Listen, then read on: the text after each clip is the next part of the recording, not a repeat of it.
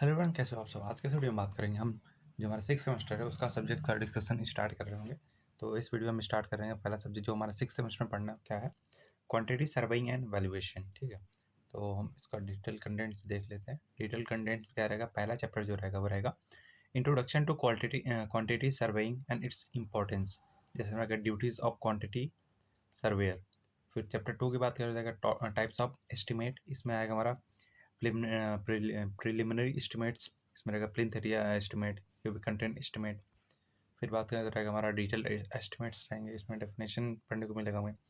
Type of estimates जैसे कि detail estimate, you new work, revise estimate, supplementary estimate, maintenance and repair estimate. ठीक है, जैसे कि नाम पता चल रहा है, रिवाइज मतलब अगर हमें कोई भी एस्टिमेट रिवाइज करना मतलब फिर से बनाना हो, ठीक है, तो उसको रिवाइज एस्टिमेट बोलते हैं। सप्लीमेंट्री मतलब कुछ एडिशनल, अगर हमें एस्टिमेट तैयार करना है या फिर एडिशनल वर्क के लिए जो एस्टिमेट तैयार किया जाता है उसको हम सप्लीमेंट्री एस्टिमेट बोलते हैं। ठीक है, मेंटेनेंस जैसा कि नाम हमें बता रहा है कि मेंटेनेंस एंड रिपेयर, कोई भी चीज़ अगर हम मेंटेनेंस करते हैं, ठीक है, या रिपेयर करते हैं तो उसके लिए जो एस्टिमेट तैयार होता है उसको क्या बोलते हैं, maintenance and repair estimate. Okay, तो इसमें रहेगा स्टेजेस ऑफ प्रिपरेशन कि हम कि कौन कौन से स्टेज होंगे प्रिपरेशन के लिए एस्टिमेट। ठीक है, details of measurement and calculation of quantities and abstract.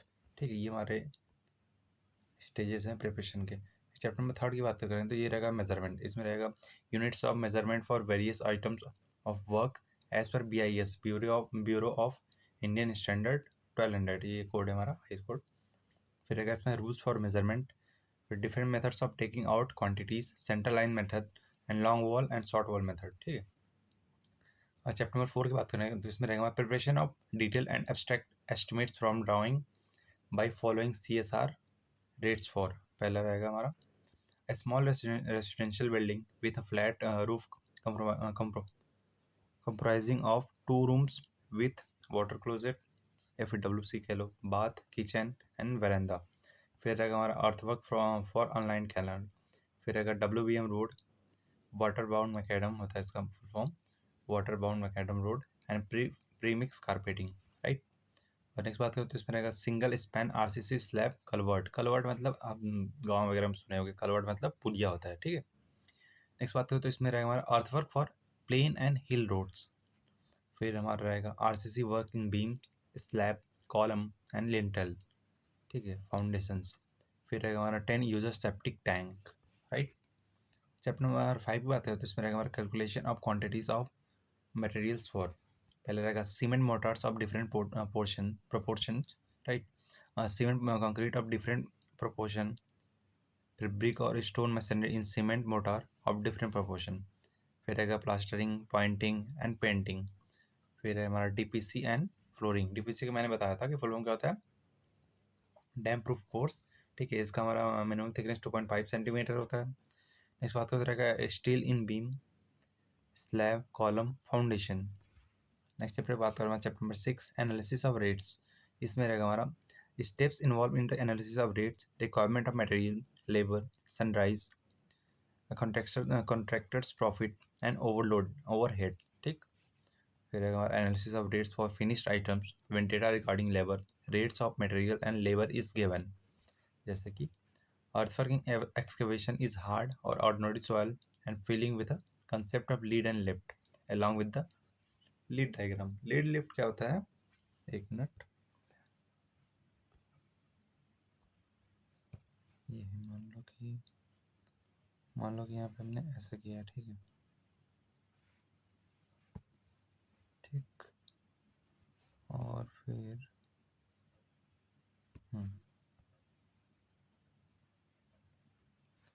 मान लो कि हमने क्या किया, फिर उसके बाद कि हमने इसमें से इतना ऐसे मिट्टी था, इतना हमने मिट्टी निकाल लिया है ऐसे। राइट, मिट्टी निकाल लिया, तो इसका सेंटर है, इस मिट्टी जितना हमने निकाला उसका सेंटर है। फिर हमने वो मिट्टी क्या किया है, उठा के यहाँ से हमने जितना मतलब ये मिट्टी निकाला है, ये वाला पोर्शन,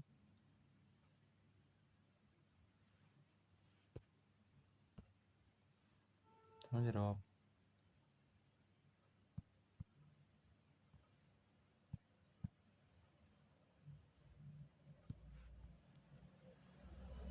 इससे ज़्यादा सही है। हम्म, कैसे था इसमें, ये हमने मिट्टी उठाया और इसको हम ये कर लेते, ठीक। तो क्या है कि यहाँ पे जैसे हमने ये मिट्टी निकाला है, ये इतना जो ये रेड पोर्शन है, रेड वाला पोर्शन है, ठीक। ये जो रेड पोर्शन है, ऐसे मिट्टी निकाला है और ये हमने क्या किया है, मिट्टी यहाँ पे ले जाके ऐसे हमने इसको यहाँ पे डाल दिया, राइट। यहाँ पे डालने के बाद क्या क्या करें, हम यहाँ पे मेजर करते हैं, ये जो यहाँ इसका जो मैक्सिमम हाइट है ऐसे, ठीक है। मैक्सिमम जो इसका हाइट है, तो उसका हाइट से लेके इसके सेंटर तक का जो डिस्टेंस है उसको हम क्या बोलते हैं, लिफ्ट बोलते हैं।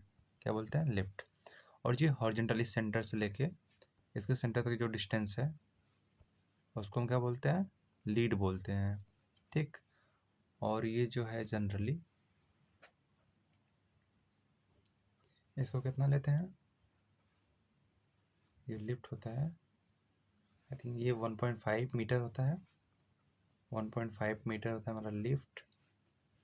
और ये जो होता है वो 30 होता है, ये जो लीड होता है जनरली 30 मीटर होता है।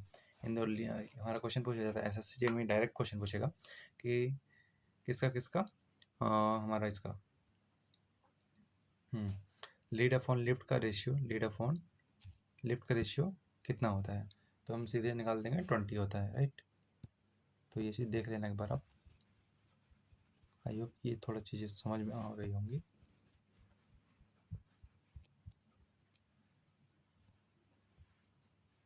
Got it.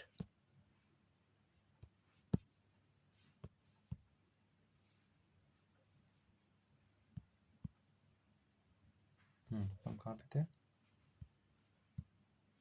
लीड और लेफ्ट में थे, राइट। तो इसमें क्या था, earthworking excavation in hard and ordinary soil, ये हो गया तुम्हारा, लीड एंड लिफ्ट हो गया था। RCC in slab beam lintels and column, brick machinery in cement mortar, cement plaster, white washing painting, RCC foundation, right. तो इसमें रहेगा RCC concrete, cement concrete flooring, standard schedule of rates. Schedule of rates क्या होता है, simply हमारा उसमें मतलब कि सारे रेट्स दिए रहते हैं कि अगर कोई भी चीज़ अगर हमें करवानी है तो वो उसका रेट क्या है, ठीक है, मार्केट में क्या रेट चल रहा है, ठीक है। वो पीडब्ल्यूडी या CPWD उसको हमारा क्या करता है, इशू करता है। Full rates and labour rates, ये हो गया। फिर बात करें तो छूट कैसे गया, फिर चैप्टर में 7 बात करते रहेगा कॉन्ट्रैक्टरशिप। इसमें रहेगा मीनिंग ऑफ कॉन्ट्रैक्ट, कॉन्ट्रैक्ट क्या होता है, ठीक है। अगर हम कॉन्ट्रैक्ट मतलब सिंपली अगर हमने किसी को कोई भी वर्क हमने क्या किया है उसको सौंप दिया है और उसके लिए हम डॉक्यूमेंट वाइज प्रॉपर हमने उसको साइन करवा लिया, सब कुछ करवा लिया है कि हम आपको कॉन्ट्रैक्ट मतलब कि ये काम दे रहे हैं, इसलिए आप उससे साइन करवा लीजिएगा। नहीं वो दोनों मतलब कि दोनों कॉन्ट्रैक्ट में क्या होता है कि सिंपली अगर किसी को आपको वर्क दे रहा है तो दोनों लोग एग्री होने चाहिए उस वर्क के लिए। और जो कॉन्ट्रैक्ट प्रोवाइड कर रहे हैं मतलब कि जिसको हम कॉन्ट्रैक्ट दे रहे हैं, देने वाला का एज जो है उसकी मर्जी, एज जो है 18 प्लस होनी चाहिए और उसकी मर्जी से होनी चाहिए, ठीक। तो मीनिंग ऑफ कॉन्ट्रैक्ट क्या होता है, essentials of contract, types of contracts होते हैं, their advantage disadvantages and sustainability suitability, system of payment, ठीक है। Single and two covered bids, tender, tender क्या होता है, tender forms and documents, tender notice, submission of tender and deposit of earnest money, ठीक है। Security deposit, earnest money about 2% of the total construction का जो हमारा कॉस्ट होता है उसका लेते हैं। सिक्योरिटी डिपॉजिट में हमारा रहता है 10% देना होता है, मतलब कि 10% जितना भी हमारा मतलब कि जो जितना भी एस्टिमेट बना रहता है उसका 10% देना होता है, जिसमें से 2% हमारा क्या होता है, अर्नेस्ट मनी होता है, और 8% मतलब सिक्योरिटी डिपॉजिट। टोटल हमारा 10% सिक्योरिटी डिपॉजिट रहता है, ठीक है। Retention money, maintenance period, maintenance period क्या होता है, मेंटेन मतलब कि हमारा अगर कंस्ट्रक्शन कंप्लीट हो जाता है, ठीक है, कंस्ट्रक्शन कंप्लीट होने के बाद अराउंड 6 महीने तक, या तो फिर 6 महीने या फिर 1 मानसून पीरियड, दोनों में से जो मैक्सिमम टाइम होगा उसको, उस टाइम में क्या होगा कि जो हमारा कॉन्ट्रैक्टर है उसको देखना पड़ेगा कोई भी दिक्कत नहीं आ रही है, कोई भी अगर बारिश वगैरह हो रहा है या कुछ भी हो रहा है तो उसमें प्रॉब्लम नहीं आनी चाहिए, ठीक है। फिर चैप्टर नंबर 8 की बात करते रहेगा हमारा preparation of tender document based on common schedule rates, ठीक। इसमें रहेगा introduction to CSR and calculation of cost based on premium on CSR, exercises on writing detailed specification of different types of building works from excavation to foundation, superstructure and finishing operation, exercises on preparing tender documents for following. पहला रहेगा earthwork, construction of small house as per the given drawing, रहेगा RCC works, pointing, plastering and flooring, white washing, distempering and painting, फिर रहेगा wood work including polishing, sanitary and water supply installation. ठीक है, फिर रहेगा हमारा फॉल सीलिंग हो गया, aluminium, glazed partitioning, tile flooring including base course, preparation of comparative statement for item rate contract. Chapter number 9 की बात हमारा रहेगा वैल्यूएशन। वैल्यूएशन क्या होता है, किसी भी मतलब कि हमारा एस्टिमेट क्या होता है कि किसी कोई भी हमारा स्ट्रक्चर हमें बनाना है, ठीक है, कोई भी कंस्ट्रक्शन करना है तो उसका जो पहले हम करते हैं कि हमें बनाने के लिए हमें इतना इतना कॉस्ट लग जाएगा पूरा, तो उसको हम क्या बोलते हैं, एस्टिमेट या एस्टिमेशन बोलते हैं। ठीक है, जैसे होता है ना, अगर तुम अपने दोस्तों के साथ प्लान कर रहे हो कि नहीं अब घूमने जाना है कहीं, तो पहले अपना एस्टिमेट एक रफली तैयार करते हो, हाँ यहाँ जाएंगे, ये खाएंगे, ऐसे ट्रैवल का इतना पैसा लगे, तो एक रफली एस्टिमेट तैयार करो, हाँ इतना हमें बजट लेके चलना पड़ेगा। ठीक है, तो हमारा क्या होता है, वो एस्टिमेट होता है किसी भी चीज़ का। वैल्यूएशन मतलब कि मान लो तुम ऐसे पैसे निकल के चले गए, ठीक है, पैसे निकाल लेके चले गए घूमने कहीं, ठीक, तो तुम देख रहे हो कि तुम पैसे सब कुछ खर्च कर लिए, तुम्हें पता नहीं था शुरू में, जब घर आने के वापस फिर तुम एस्टिमेट करोगे, अच्छा पहले मैंने पैसे यहाँ खर्चा किया, ऐसे खर्चा किया, इतने यहाँ गया, इतना आ गया, टोटल जो होने के बाद जो भी तुम ऐड कर रहे हो, जोड़ रहे हो कि हाँ इतना इतना खर्चा कहीं होगा, उसको हम वैल्यूएशन कह सकते हैं। ठीक है, और एग्जांपल ले लेते हैं कि मतलब बिल्डिंग बन गई, ठीक है, बनने के बाद उसका अगर हम निकालते हैं कि कितना प्राइस हो सकता है, इसका कितना प्राइस होगा, तो उसको हम क्या बोलते हैं, वैल्यूएशन बोलते हैं। सिंपली ये मतलब है, दोनों चीज़ क्लियर होनी चाहिए एकदम, कि एस्टिमेट में बिल्डिंग बनने के पहले और वैल्यूएशन में बिल्डिंग बनने के बाद जो भी हमारे स्ट्रक्चर का हम निकालते हैं कि इतना इतना ये हो सकता है प्राइस, ठीक, वो चीज़। Purpose of valuation, principle of valuation. ठीक है, इसमें अगर definition of various terms related to valuation like depreciation. Depreciation क्या होता है, किसी भी चीज़ का टाइम साथ साथ वैल्यू घट जाना, ठीक है, उसको हम डेप्रिसिएशन बोलते हैं। जैसे मान लो कोई स्ट्रक्चर है, पहले शुरू में क्या था, एकदम स्टार्टिंग में आना था, तो उसका रेट मान लेते हैं हम 50 लाख था, ठीक है, तो टाइम के देखोगे कि 10 साल बाद से 20 साल बाद उसकी रेट बहुत कम जाती है, बहुत कम, क्या मतलब कम हो जाता है पहले के कंपेरिजन में। क्यों? क्योंकि उसमें भी देखोगे कि कुछ डिसइंटीग्रेशन आएंगे, ठीक है, या फिर कुछ टूटता रहेगा, पुरानी होती जाएगी बिल्डिंग, तो उसकी क्या बोलते हैं कि मतलब होता है ना कि टाइम के साथ साथ वो खराब होने लगता है स्ट्रक्चर, तब जब खराब होने लगेगा तो कोई उतना 50 लाख क्यों देना चाहेगा, या फिर कोई क्यों देगा उतना। ठीक, सिंकिंग फंड, ये थोड़ा इंटरेस्टिंग टर्म है, इसको आप ध्यान से देखना। सैल्वेज क्या होता है एंड स्क्रैप वैल्यू क्या होता है, ठीक है, इसमें से एक होता है स्क्रैप वैल्यू, होता है कि मतलब कि आप डिसमेंटलिंग, मतलब कि अगर कोई स्ट्रक्चर है उसको तोड़ फोड़ के सब कुछ तोड़ के, और तोड़ने के लिए जो मतलब कि पैसा लगेगा, तोड़वाने के लिए ऐसा नहीं है कि तोड़ दोगे ऐसे ही तोड़ दोगे, तोड़वाने के लिए जो भी मशीनें आएंगी, ठीक है, उनको भी तो कॉस्ट देना पड़ेगा। तोड़ने के बाद जो भी मटेरियल निकलता है, कोई हम आरसीसी की बात करते हैं, ठीक है, रेनफोर्समेंट, तो उसमें हमारा क्या निकलेगा, स्टील वगैरह निकलेगा, ठीक है, बार वगैरह निकलेंगे, तो उसका जो कॉस्ट निकल के आएगा, उसमें से हम जितना भी कॉस्ट हमने किसमें लगाया है, उसको तोड़ने के लिए डिसमेंटलिंग जिसको बोलते हैं, ठीक है, तो उसको माइनस कर देंगे, तो उसको हम क्या बोलते हैं, स्क्रैप वैल्यू बोलते हैं। और हम कोई स्ट्रक्चर है उसको हमने क्या किया है, डिसमेंटल नहीं किया, बस स्क्रैप मतलब कि हमने उसका मतलब कॉस्ट निकाल लिया कि हाँ ये अब ख़राब हो चुका है, तो इतना इसका कॉस्ट हो सकता है, तो हम सॉल्वेज वैल्यू बोलते हैं। ठीक है, ये विदाउट डिसमेंटलिंग होता है, ये विथ डिसमेंटलिंग।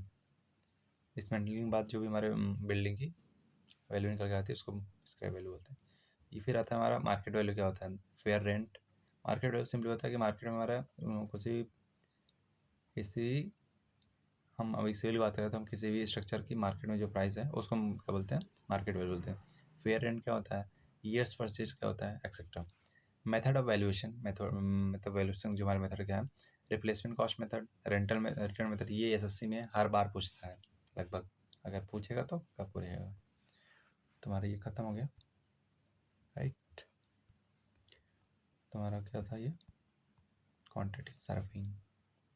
इससे क्वेश्चन हमेशा आते हैं लगभग, मतलब रफ इजी क्वेश्चन आते हैं, इसमें न्यूमेरिकल ही रहता है, सिंपल सिंपल न्यूमेरिकल रहेगा कि हमारा दे दिया रहेगा कि नहीं, फ्लोर एरिया दे दिया, या फिर इसका दे दिया कि प्लिंथ एरिया इतना इतना है, उसका रेट दे देगा, ठीक है, तो हमें टोटल कंस्ट्रक्शन मतलब जो है कॉस्ट निकालना रहता है, ठीक है, ऐसे क्वेश्चन रहते हैं।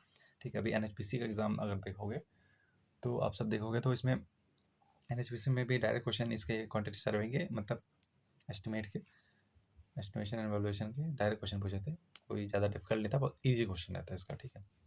इसको बस रिवीजन करते रहो आप सब अगर तैयारी कर रहे हो तो हमारे यहाँ पे पहला सब्जेक्ट था हमारा क्या, क्वांटिटी सर्विंग एंड वैल्यूएशन।